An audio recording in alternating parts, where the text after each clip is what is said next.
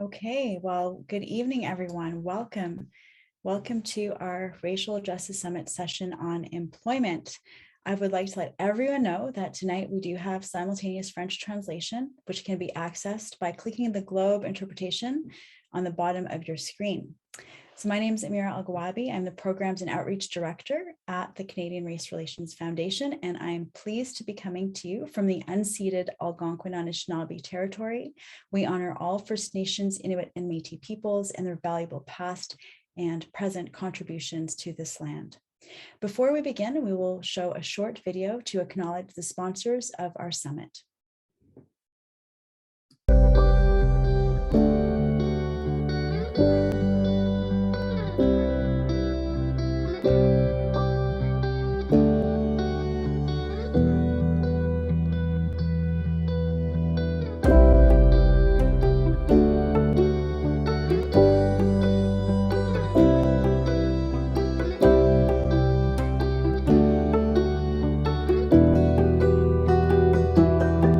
Okay, so thanks so much for all of the sponsors who helped make tonight possible and helped encourage us to get you all out for these important conversations. So tonight we are going to have a panel of insightful and knowledgeable speakers. We're going to be focusing on the theme of racial justice and employment. And we're bringing in these diverse experts to discuss the current situation when it comes to work, the current state of employment, and the intersection with racialized communities. The discussion will be followed by a breakout session where attendees will be split into breakout rooms to have deeper discussions with one or two of the panelists who will be experts in those rooms. So let me introduce our panelists. Riley Yesno is a queer Anishinaabe writer, a researcher, and a public speaker from Ibamotung First Nation. Riley grew up primarily in Thunder Bay, Ontario, and she currently calls Toronto, Ontario home. She's currently Canadian Journalism Foundation Fellow, a Yellowhead Institute Research Fellow, and she's also a research fellow with Massey College Junior Fellow and is beginning her PhD at the University of Toronto while writing her first book. So welcome, Riley. Kimalee Phillip. Kimalee Phillip is an experienced social justice and organizational learning consultant, a facilitator, writer, educator, and researcher. She currently sits on the board of trustees with the Groundswell Community Justice Trust Fund and organizes with the Caribbean Solidarity Network. She works as a national human rights representative with the Canadian Union of Public Employees, CUPE. So welcome, Kimalee. Tammy Kelly has over 20 years of experience working with marginalized communities. She currently works as a human rights senior officer with one of the largest Canadian labor unions, CUPE as well.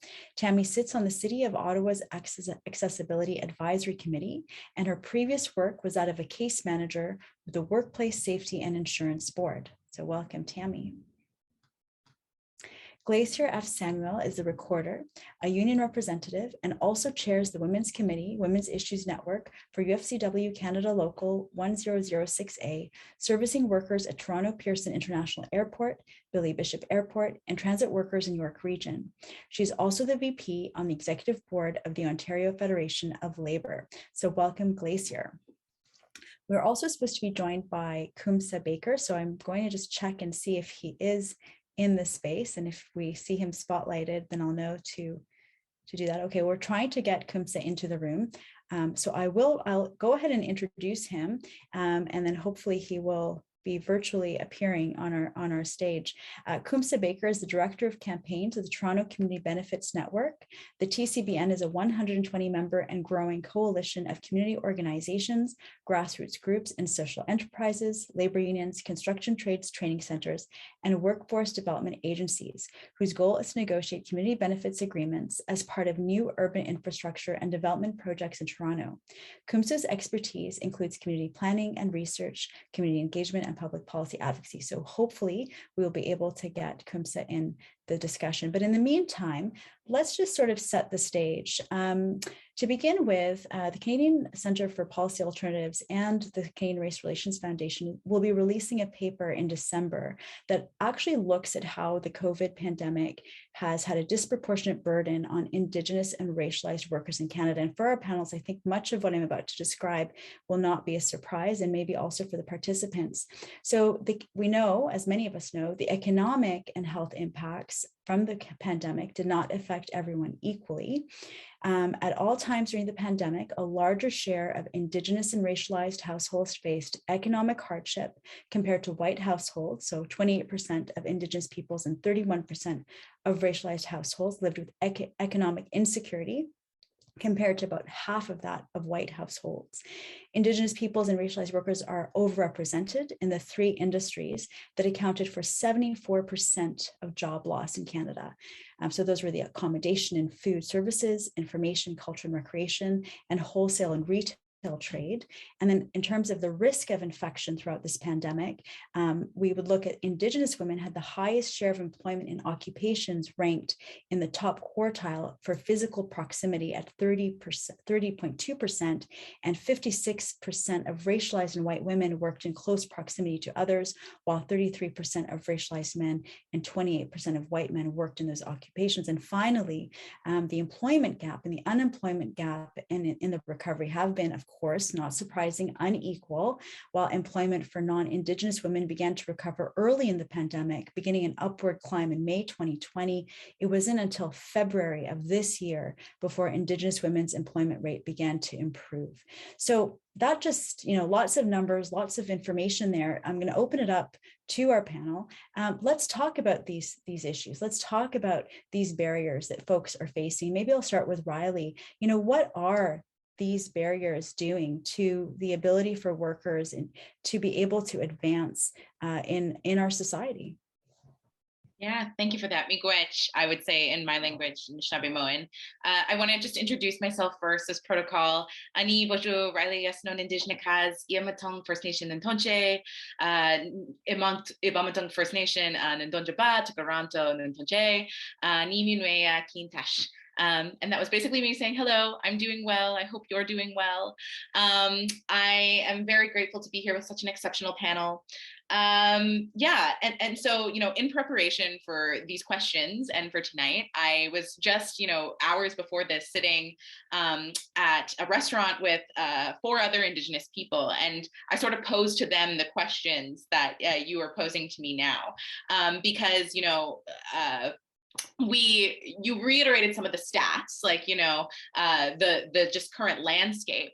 But the how is something that all of the 5 of us then at that table had really experienced firsthand, being young people, mostly from reserves that had then moved to urban settings, had, experienced in our attempts to access secure employment. And so it's pretty profound, I think, the scope of issues that contribute to those statistics we heard. The first thing that came up that folks had said were the digital divide. 3 out of the 4 of us came from reserves in the north of Ontario that did not have access to broadband internet and high-speed internet. We're talking about specifically now in the time of COVID, where so much of our organizing, of our employment has shifted to an online landscape, and that is something that is completely inaccessible for so many of our communities still.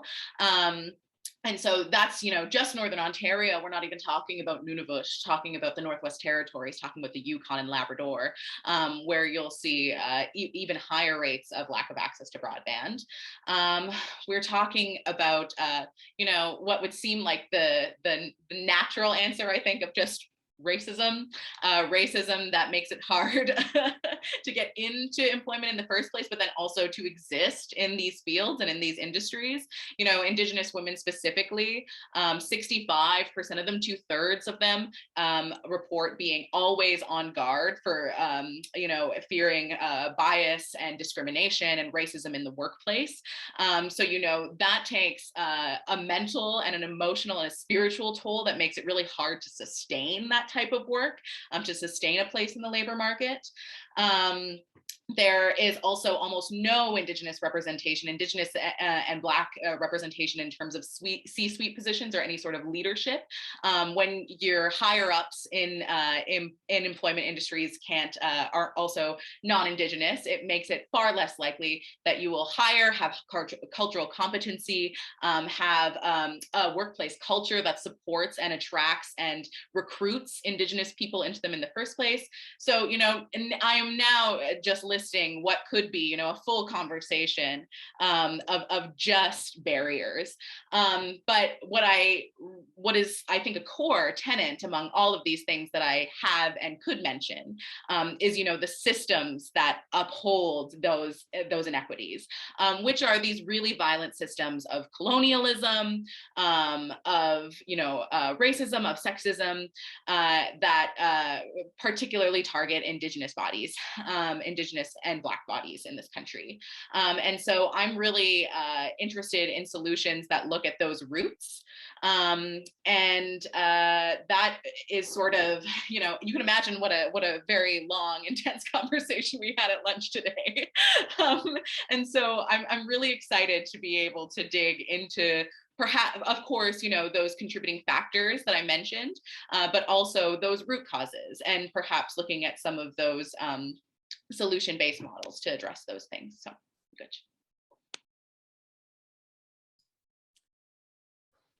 Thank you so much for that, Riley. I see Kumsa has, as I said, arrived on the virtual stage as well. So Kumsa, maybe I'll pass the mic to you. What are some of the barriers that racialized workers are facing, in about a minute or two? Awesome. Good evening. My apologies for some of the technical issues getting on this evening, but I'm grateful to be part of this conversation. I'm coming to you from Toronto, based here in Toronto, and I'm going to be speaking a little bit to some of my own personal experiences, but as well as some of the work that I'm doing right now in my community organizing around, really important issues around employment equity. And I would definitely echo, what Riley has shared in terms of, some of the really systemic barriers that, many Black youth like myself sort of face, getting into the labor market. I remember when I was a young person trying to get a summer job, the amount of times that I got denied, and I was actually successful after I had changed my address. And didn't know about the stigma, about living in a certain neighborhood in the city of Toronto, that you wouldn't even be able to get access to a summer job. And those are some of the real systemic issues, that are also ongoing within the employment, within the workforce. As a food service worker, that was my first job. Working at the Rogers Center, also known as the Sky Dome. Where there are many issues of racism, especially for, newcomers and young people who were sort of told to take this as a fun job. Meanwhile, having to deal with, many incidents of racism within the workplace. And I think, like, as I, went into my journey, working at this place, one of the things that was really important to me was looking at how can we have a collective voice for workers, and really being involved in a big mobilizing campaign to unionize my workplace and to actually address some of the real issues that were happening around racism. And that was actually one of the big mobilizing issues that forced us to want to come together and have a union and have a voice in the workplace. And so I would definitely say, racism is a huge issue and a barrier within the workplace, getting into good jobs. The many people that I organized with, as a young worker, had really, aspirational dreams of becoming engineers, becoming doctors, becoming teachers, and over time, continuing to see them, in my workplace, struggling to get a foot in the door into, a career that they had, big dreams about. And, those are some of the really, the issues that people in my community continue to face, which is why it's so important to, hold employers accountable. We hear a lot of nice things that employers say, but not really a lot of action. And I think we're now at a moment where we need to start demanding action, whether it's things like employment equity plans, or, even in collective agreements, really bargaining for equity, to ensure that it's not only about, racialized workers getting into a unionized job, but also making sure that as we get into these careers that we're able to, advance into these, executive level positions and even board level positions. And so that's something that I'll speak a little bit more in as part of the next sort of set of questions, but is really a big passion for me is, how can we really drive employment equity and really start to ensure that we have transparency as well as accountability within our, employment system here in Canada. Thank you. Absolutely. Thanks so much, Kumsa, for that. And yeah, definitely you're outlining the barriers from your lived experience, as well as thinking already of the solutions. And we're going to get to that. Tammy, I'm going to pull you in. I saw you snapping your fingers in agreement right there. So talk to us. Tell us, what are your reflections on this issue? So in my humble opinion, what was coming to me was precarity. And that is a real issue, especially for Black, Indigenous, and racialized members. Oftentimes they're entering the workforce, if they're even getting that opportunity to enter the workforce, in those entry-level positions, but they're always contract positions. So on top of the precarity is retention. What is the ability of actually securing something that is permanent in nature, that can give you some form of stability so that you can care for your family, so that you can care for yourself? So I think that is one of the biggest barriers right now for Black, Indigenous, and racialized members. And I think that's part of the system with regards to systemic racism, keeping people behind and not being able to basically advance. So hence why I was snapping my fingers with Kumsa's response. So, and I'll leave it there. Yeah, no, thank you so much, Tammy. Absolutely. I also see Glacier and Kimalee wanting to get in on this. So Glacier, we're hearing about the barriers, that the retention is a big one. The theme also of being able to advance in one's career. And so there's sort of these different aspects here of how racism and systemic racism is keeping folks back. Let us know what you're thinking. I mean, I think like overall for me, like one of the main barriers, right? And this just might be on ideology kind of level, is you're dealing with a system that wasn't designed to treat you fairly as a person of color, right? A racialized person. So it's one thing to, you're trying to dismantle, change, disrupt the system that wasn't designed to deal with people like me, let's just say. And then you're also dealing with the day-to-day issues of, lower paying jobs, precarious work, as Tammy mentioned earlier, all the isms that you can think of, language barriers if you're a new immigrant, what Riley was mentioning about the digital divide, right? I mean, we have jobs where some of us have the opportunity to work from home, and a lot of racialized people don't have that opportunity, right? They are, service sector workers where they have to be there in order to earn a paycheck, and their jobs tend to be low paying jobs on top of that. So you're dealing with, okay, well, I have 1, 2, maybe even 3 jobs just to be able to make ends meet. So, I mean, there's so many levels of barriers. One of the main things that I like to focus on and that I, think we need to push more is just, we need to have a seat at the table. And I know somebody mentioned that earlier, is if we don't have a seat at the table, if our voice isn't at the table, then how can our issues ever be addressed or ever be acknowledged or ever be recognized? And I think that's a political argument, because we need to see more people in politics. We need to see more people at higher level positions, that deal with the hiring, that deal with the training, that deal with the retention, and take into consideration that, hey, not everybody in the workplace,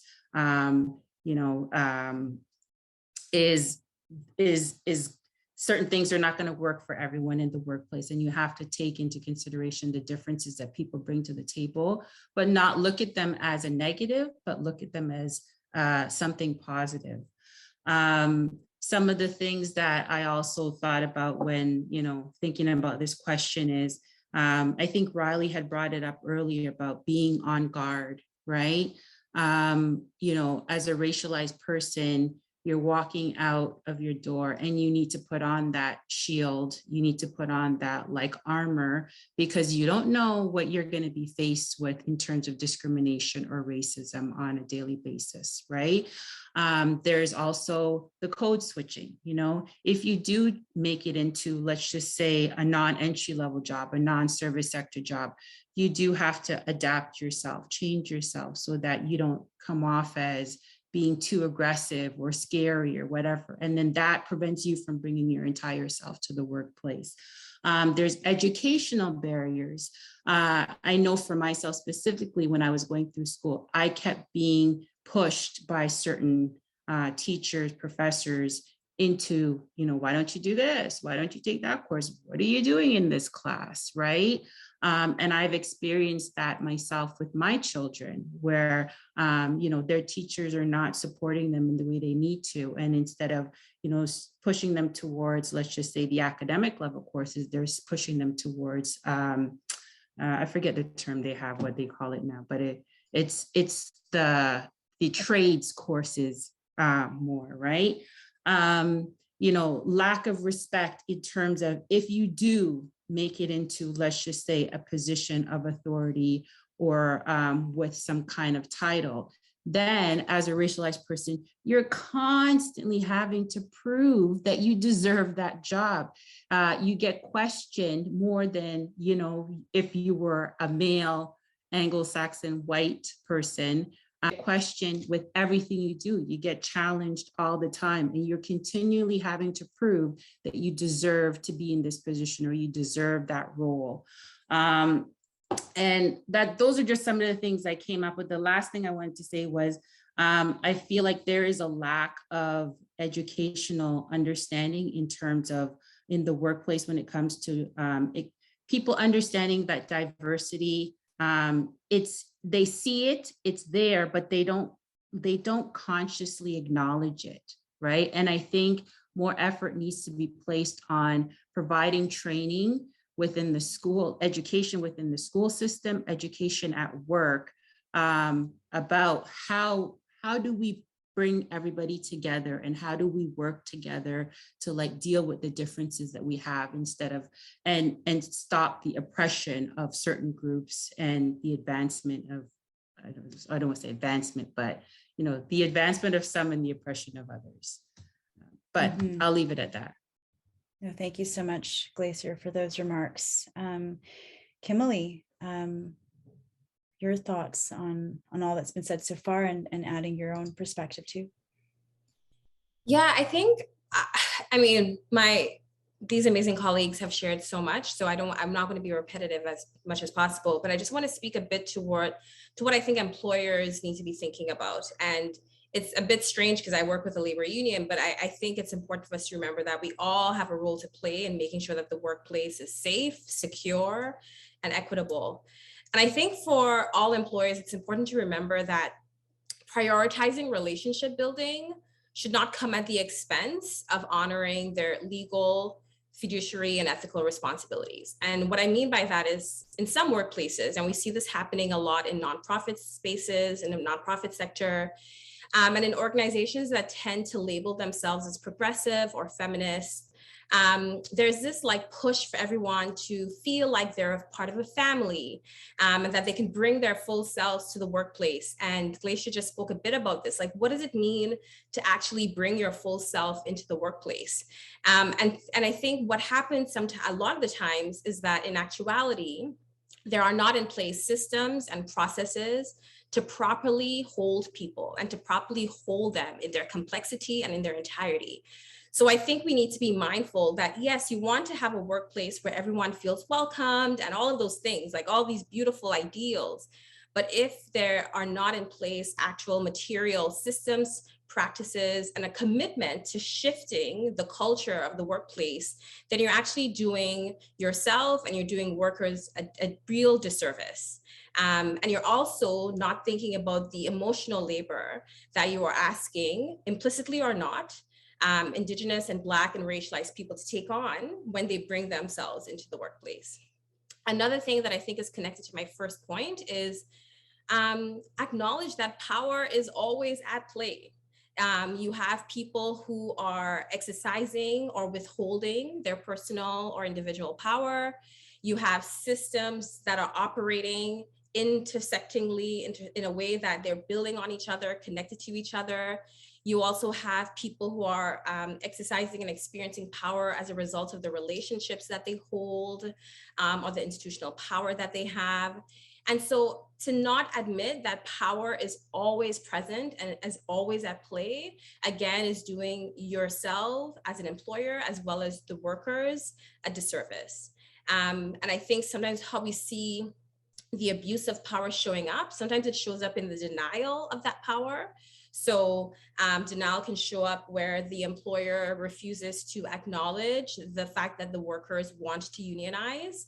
And so you resist the fact that there are power imbalances and that the workers are saying, this is what we need, this is what we deserve. You also see it showing up in the more subtle, benign ways, like what I spoke to earlier. Oh, but we're all one family. We're all equal. We're all great, right? Like that is another way of denying that there's power at play and that there are always power imbalances. I think finally what I want to speak to is connected to this power piece, recognizing that because power is always at play, it's really critical that there are explicit systems in place to kind of put things in, like have checks and balances, to find a way of having structure, but at the same time allowing for some space for emergence and flexibility.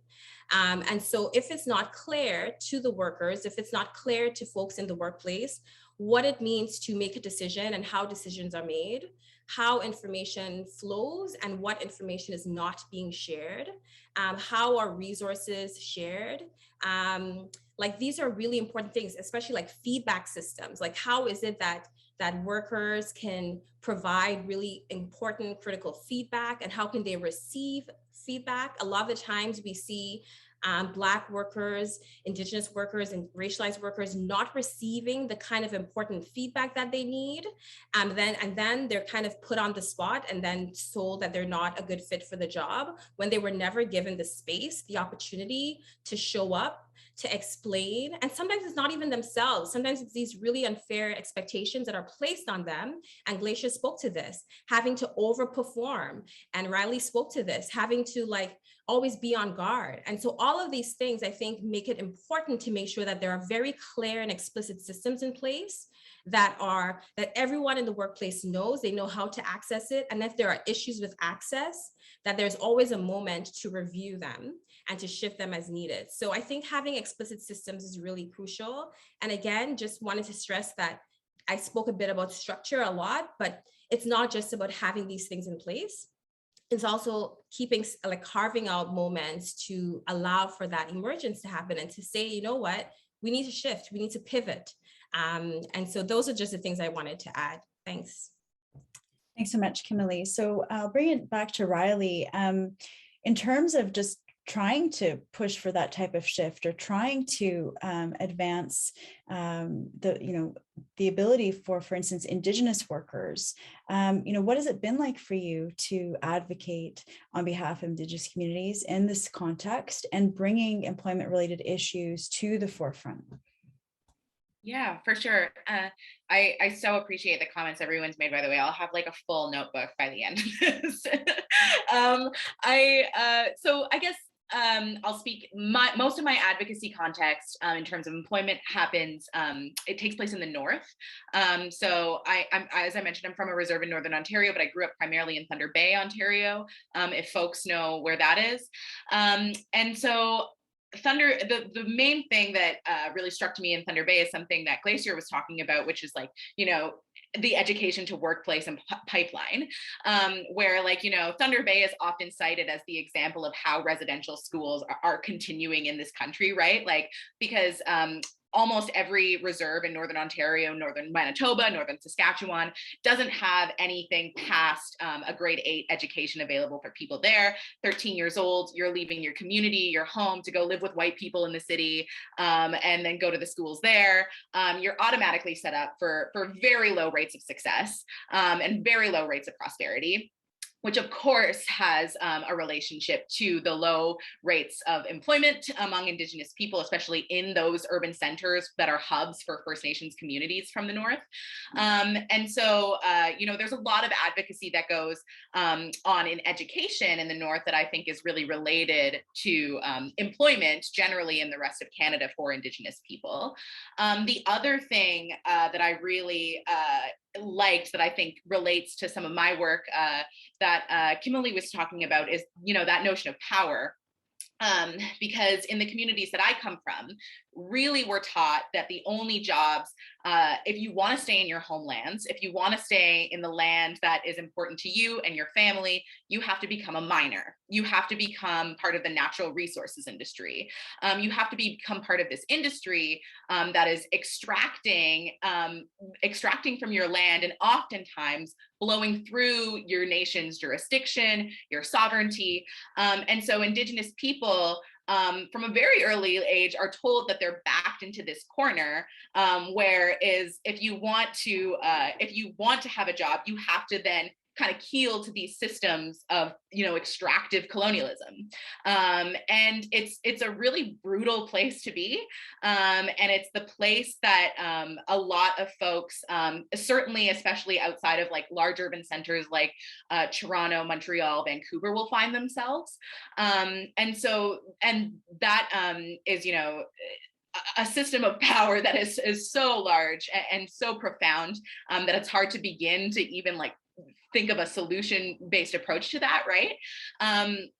But it is certainly the reality for so many folks in this country. And so looking at perhaps like a more rural or remote perspective, which is where my advocacy lies, that's what I would say as being really stark barriers and really stark circumstance. Thanks so much, Riley. That's a lot to think about and a lot to articulate so well as you've just done. So thanks for that. I'll turn it over to Kumsa. With your work in supporting Toronto neighborhoods and advocating for everyone's employment opportunities and local economic development, what are some ways to overcome barriers to equity? Awesome, thank you. So I work with an organization called the Toronto Community Benefits Network. It's a community labor coalition that was founded in 2014, and it includes a lot of community groups and organizations, as well as labor groups and organizations, as well as social enterprises.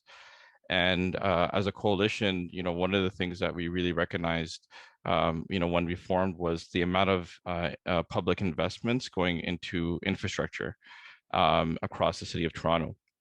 And one of the things that we also recognize is that within the industry of development and infrastructure, there isn't a lot of representation of some of the local communities in which these projects happen across the city of Toronto. And so as a coalition, one of the things that, we really thought about was, how can we make sure that, as, government and industry is thinking about, new infrastructure like transit, like healthcare, like all of the different type of public infrastructure that we need to support the growing city of Toronto, how can we make sure that we have a voice for community at the table? And so this was a really powerful moment of both community and labor coming together to advocate to ensure that there were going to be positive benefits that were coming directly into those local communities where these projects were happening, as well as some of the potential impacts would be mitigated. And so the idea of a community benefits framework was advocated and to Metrolinx, who was leading the Eglinton Crosstown LRT project at the time, so one of the new transit projects. And so with the community at the table, one of the things that we really wanted to ensure that we were getting access to those good jobs that were being created from this public infrastructure investments. And so, some of the type of employment opportunities that we were able to generate, create for some of the local communities was things like apprenticeships.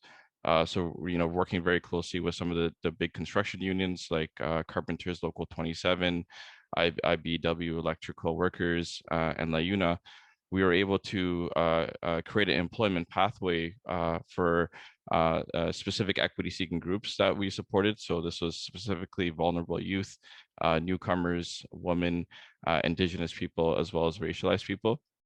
And we were able to create a program that would help support people along the pathway into apprenticeships. And so that was, one program that was generated from, ensuring that there was community at the table, but we were also getting access to apprenticeships which are, really great union jobs that pay benefits and a pension.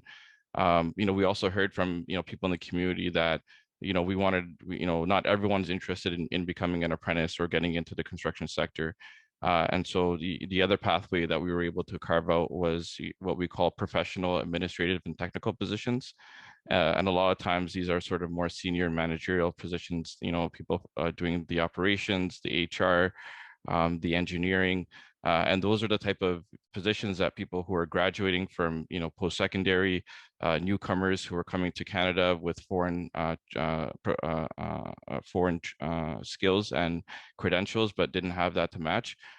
We were able to sort of match some of the different community programs that were happening, to help support people along the pathway into those professional, administrative, and technical positions.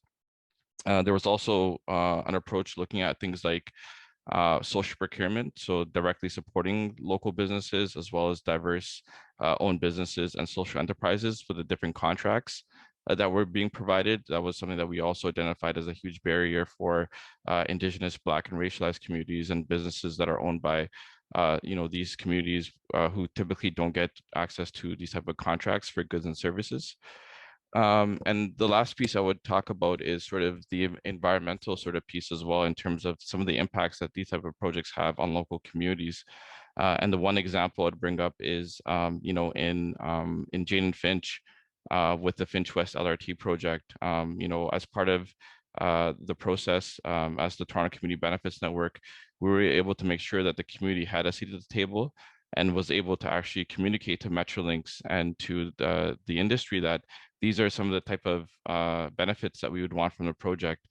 And one of the big community visions that had been brought forward by the community was this community hub and center for the arts, which would be a state-of-the-art facility. They would actually be able to build that on Metrolinx land, so some sort of public ownership, and to really have that as a space for the community in the longevity as a community hub and center for arts that would have community control and ownership.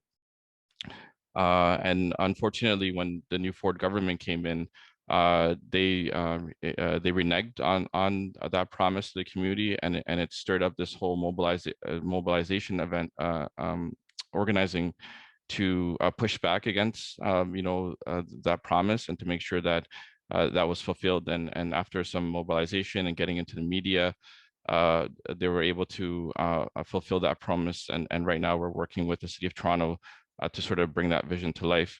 But it just sort of, I would say, like, sort of at the core of this is really about, how decisions are made and who's at the table when those decisions are made.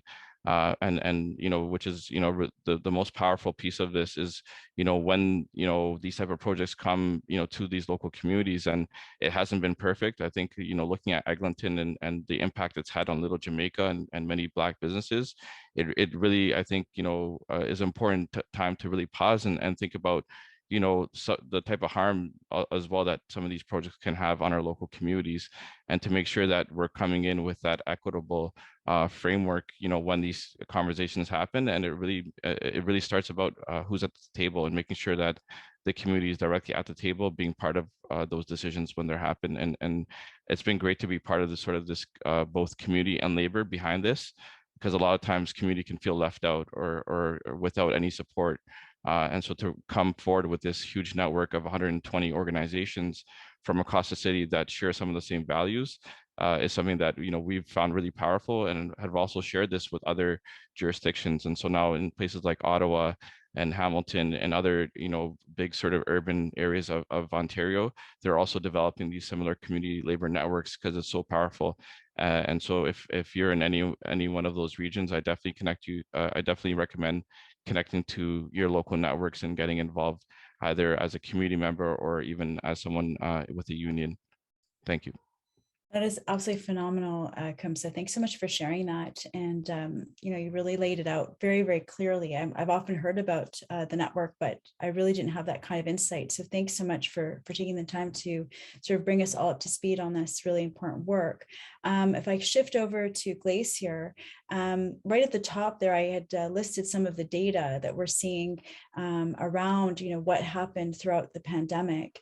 And some of that data, by the way, I saw that we got a question about, if people want to see it, the report is going to be coming out in December. So keep your eyes out for that. But it really did help us to sort of put into context the way that the pandemic allowed more and more people to fully understand the inequalities that so many workers who are the ones at the front line, helping us survive through the darkest days of the pandemic, that they often did so at a great personal cost. So how are those lessons now being translated in how society is treating these workers? I have the privilege of working for a union and being a union member. And I'll start by just saying, hey, the unionization is the equalizer, because I personally experienced that. But in terms of how the pandemic has shifted society's, view on workers, for the interim, I'm going to say, because we're still technically in the pandemic, there might be a fourth wave, we might already be in it, who knows? And people are still scared. So there's that appreciation there. I mean, we represent grocery workers, hotel workers, airport workers, mainly service. And, at the heart of this thing, there were a lot of people who were very appreciative that grocery clerk that they never even saw or noticed before came to work and put product on the shelf so they could buy their toilet paper and get food to eat. And I think that sentiment is still there. But, the world we live in now, people have a very short memory, right? So I don't know if we come out of this thing, a year from now, I'm not sure what society's impression or society's view will be on workers. What I'm hoping is that, companies, employers will start valuing their workers more, and instead of devaluing work, right? Because as unions, we've been faced with the challenge when it comes to bargaining contracts with employers saying, oh, this is not skilled labor, this is not skilled work, we shouldn't have to pay this amount of money for this kind of job. And I think what's happened now in terms of the pandemic, we've learned and seen what is really essential, right? What do we really need? And you see PSWs who are taking care of a lot of elderly who don't make a high hourly wage. Now it's like, oh my goodness, we need these people, right? Our society is aging. Again, the grocery store workers, if we don't have food, this will turn into chaos, okay? And it's like, oh yeah, we do need these people. So, I'm hoping that this will show employers that, hey, you need to value your employees. You need to show them, not through words, it's great to say, hey, yeah, we're a team and we're this. No, show me the money, right? Show me on my hourly wage that you appreciate the job I do for you. And that's one of the things I'm hoping. I'm hoping that society will start to understand that, we are all uniquely different and appreciate those differences. I'm hoping the pandemic showed that. I'm hoping that there's this, that we stop this race to the bottom mentality, right? We should all be trying to lift each other up, right? So if you're making 2 cents and I'm making 5, I want you to make 5 as well, right? I want you to make 6, I want you to make 7. And that comes back to when we're bargaining in terms of union contracts and so on, we need the support from the community. We need the support from the public. Campaigns like the 15 in Fairness campaign, when Black Lives Matter came out, we need the public in order to support and in order to change a narrative. It's not just enough for, you know, the representative that sits at the table to argue certain things. If we get the numbers, solidarity, if we get people supporting an issue, then that will create the change. And I'm hoping that, you know, what the pandemic might have shown is it might have opened people's perspective in terms of what's really necessary, what's really needed. There's a lot of superficial things that, you know, we live with or that happen in this world. But I think what's happened over the last year is kind of like, you know, removed all of the nonsense and shown people, okay, this is what really matters. This is what we really need. We've had like members from our union and our local pass away from the pandemic. And, you know, you have like the Fort government out there calling people essential workers. You have other employers calling people essential workers and thanking them for coming into work and doing whatever, but yet not even wanting to pay them an extra $2 or premium pay for risking their lives to make sure that their business continues. And yeah, I mean, I just hope that people remember who was there when the shit hit the fan, so to speak, excuse my language. And when we're out of this thing, and when you know, see some picket lines on the street or people marching with signs down Queen's Park or whatever, to support that, to support those people, right? Instead of worrying about being inconvenienced or, you know, this is not my fight. Let's support each other, because that's the only way we're going to change anything. I'll leave it at that. No, 100%. Thanks so much for that, Glacier. Absolutely. The solidarity that we have to show one another is so crucial.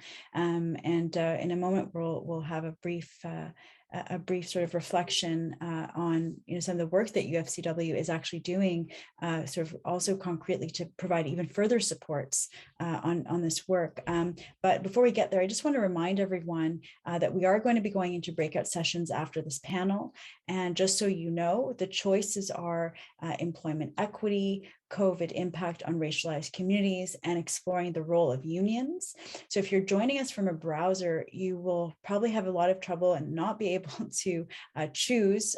So in fact, what we're going to ask you to do is add to your Zoom name right now, put in either equity, impact, or union in brackets, and our technical crew, which is standing by, are going to move you there right after the panel discussion. It takes a few moments and your patience is appreciated. So just put in equity, impact, or union in your Zoom name, and that'll be great. So I just want to bring in actually Emmanuelle Lopez-Bastos, who's a Toronto, Ontario-based labor advocate and UFCW Canada's National Human Rights Equity and Diversity Coordinator.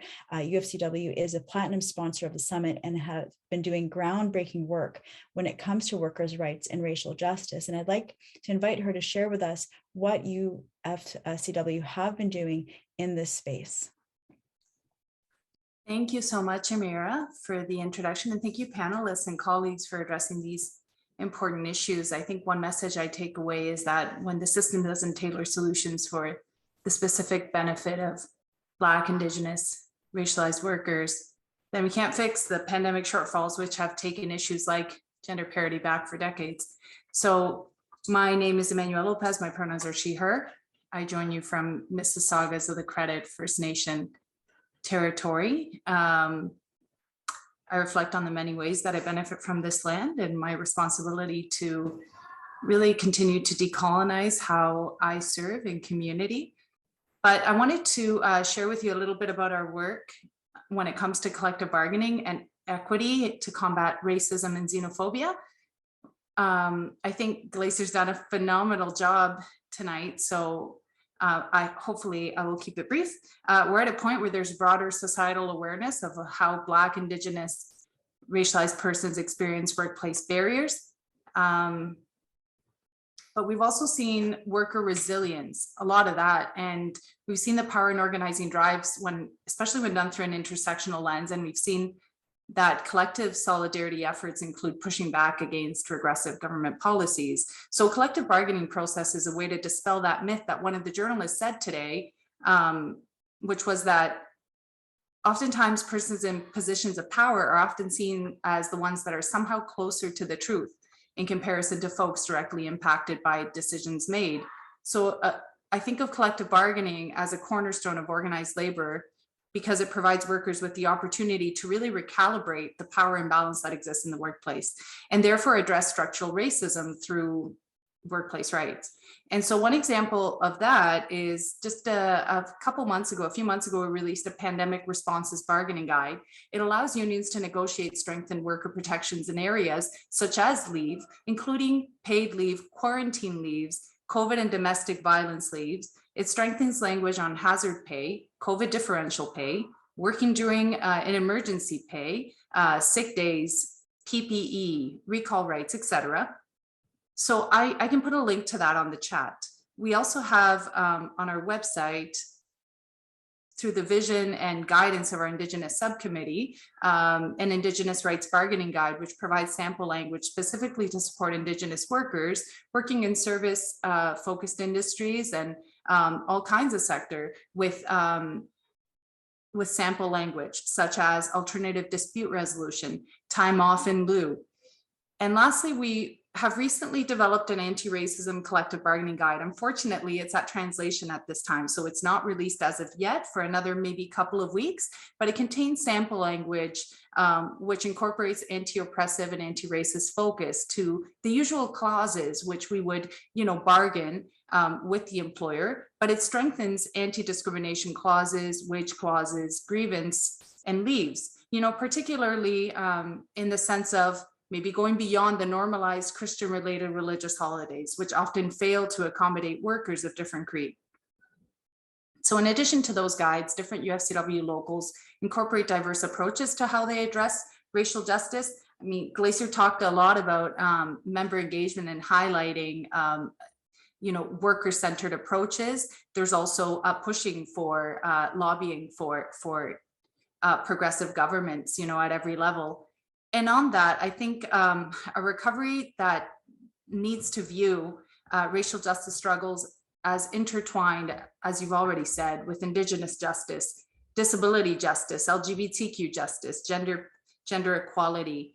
As you've heard from these fabulous speakers, they kept our economy going, healthcare and frontline workers. So it's crucial for us as a union to address member representation through a lens that goes into supporting the good work that our members are undertaking in their communities outside of their workplace. So for this reason, one other thing I wanted to mention is we created the Equity Grant program, which provides seed funding for work that our members and union allies are doing in communities. So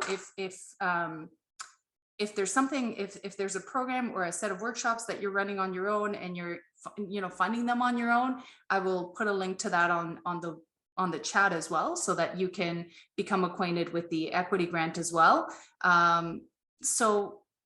And lastly, in the government panel today, Peter Flagel noted how critical it is to hold governments accountable. So in essence, that's really the objective of our national Stop the Hate campaign, which was created by our members and envisioned and done in consultation with discussions with UARR.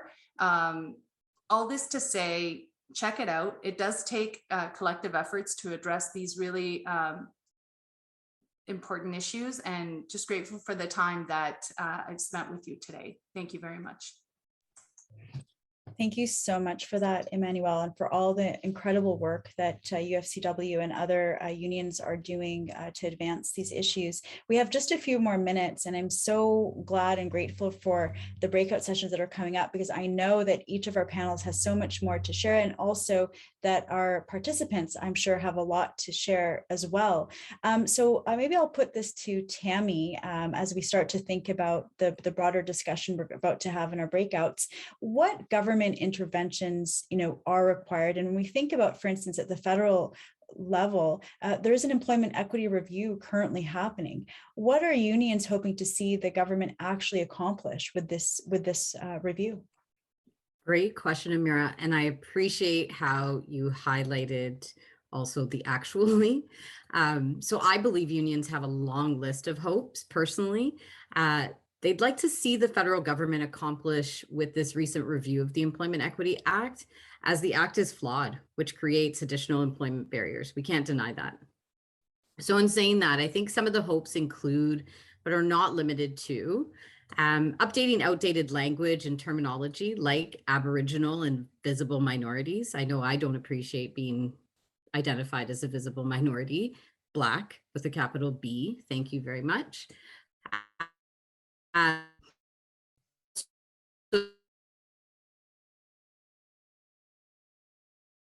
Under the Act, they want recognition of the layered impacts of employment barriers for folks with intersecting identities. And I think that's a thread that we've heard tonight as well, as we know that they face greater barriers within society, which includes employment, right? Strengthening of the Act when it comes to accountability and enforcement mechanisms, because that's definitely lacking. For example, the last 5-year review of the Act took place in 2002, and we're now approaching 2022. So yes, a new task force to review the Act was recently formed this year, but it took almost 20 years for this review to come alive, and the government needs to be accountable. So some other things I would mention would be like, unions really seeking to have mandatory joint union employment joint union and employer employment equity committees to develop and implement employment equity plans and employer funded training. So no, there shouldn't be any cost to the union or the workers. That should all be taken care of by the employers. And much like the structure of the joint health and safety committees, right? It's working for them. Why can't it work for joint employment equity? I think it's also important to mention that unions are also looking to create space to strengthen communication within the bargaining agents, because that's lacking. We act as a voice for members that don't necessarily have the ability to voice their concerns and their complaints, right? Bargaining agents are there as a support system, so we should be included. We know a lot of what's happening with the lived experience. Unions also would like the federal government to remove the $1 million government contract threshold. It would be ideal to have no threshold, but we know it's not going to happen. So they could at least reinstate the $200,000 threshold that was in place prior to 2012. I think it's also important to note that mandatory compliance standards for the federal contractors program should be equivalent to those in the Employment Equity Act, because what's happened is after 2012, the standards got weakened. So the Employment Equity Act standards are much stronger. So why not match them instead of creating more barriers? I also think it's important to mention the importance of learning from past successes and significant gains in employment equity. For example, with Indigenous workers, they received a lot of achievements through the Aboriginal Employment Development Program in Saskatchewan that ran from 1998 to 2010. But unfortunately, government decided to come in and basically get rid of that. Something was working, but they felt